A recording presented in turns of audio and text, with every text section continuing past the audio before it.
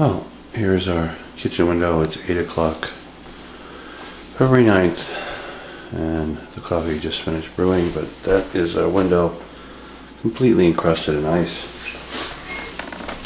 It's our little side room, the room Sean hangs out in, and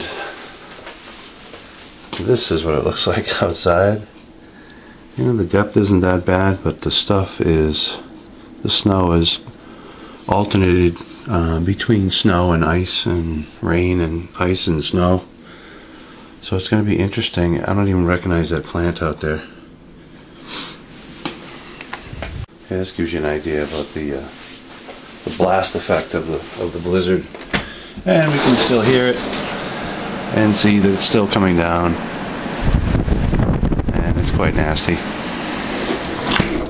Here's our living room. So out the front door,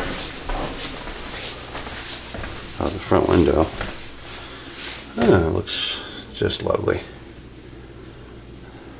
A veritable winter wonderland. Wow.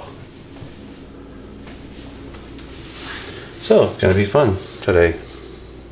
Shoveling and waiting until it all ends first, but thought I'd share a look with you guys.